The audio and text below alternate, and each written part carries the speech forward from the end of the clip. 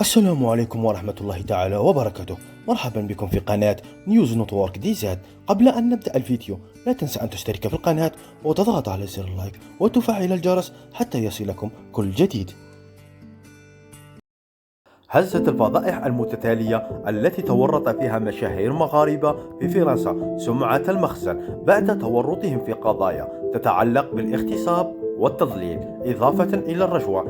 فبعد أيام قليلة من بروز فضيحة الإعلام المغربي رشيد مباركي بقناة بي اف ام، عادت قضية النجم سعد المجرد المدعومة من العاهل المغربي محمد السادس للواجهة. تالتها قضية نجم المنتخب المغربي الأول ونادي باريس سان جيرمان أشرف حكيمي. طردت إدارة قناة بي اف ام تي في الفرنسية الصحفي المغربي رشيد مباركي بسبب تورطه في فضيحة بث تقارير إخبارية مغلوطة ودون تصريح وتحمل أفكار دعائية لنظام المخزن. وفي فيفري 2023 كشف تحقيق أن مذيع في قناة بي اف ام تي في الفرنسية رشيد مباركي يخضع لتأثير خارجي مرتبط بمشروع ضخم للتضليل تديره شركة إسرائيلية.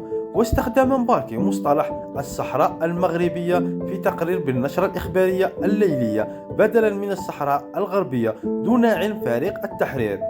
استجابة لتأثيرات خارجية. سعد المجرد وضعت قضية المغني المغربي سعد المجرد سمعة نظام المخزن على المحك بعد أن أدانت المحكمة الجنائية في العاصمة الفرنسية باريس الجمعة الماضي المغني المغربي سعد المجرد بالسجن لمدة 6 سنوات.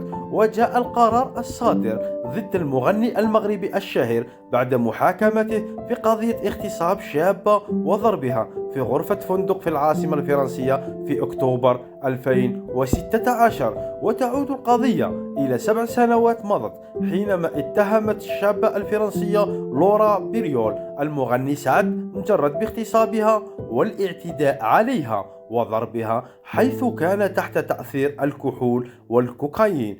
ويشكل الحكم الصادر ضد المغني المغربي ضربة موجعة لنظام المخزن وبالأخص العاهل المغربي الملك محمد السادس الذي أعلن في وقت سابق التكفل بأتعاب هيئة الدفاع عن المغني.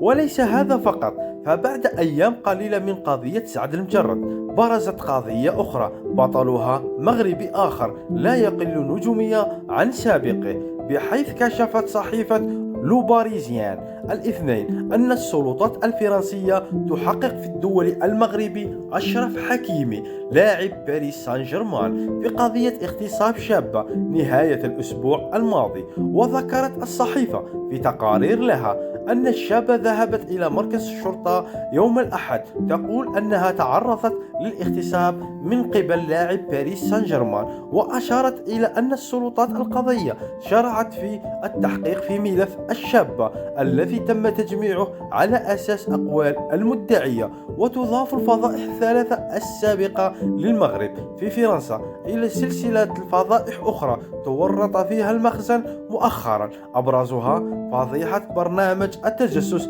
بغاسوس وفضيحة رشوة برلمانيين أوروبيين.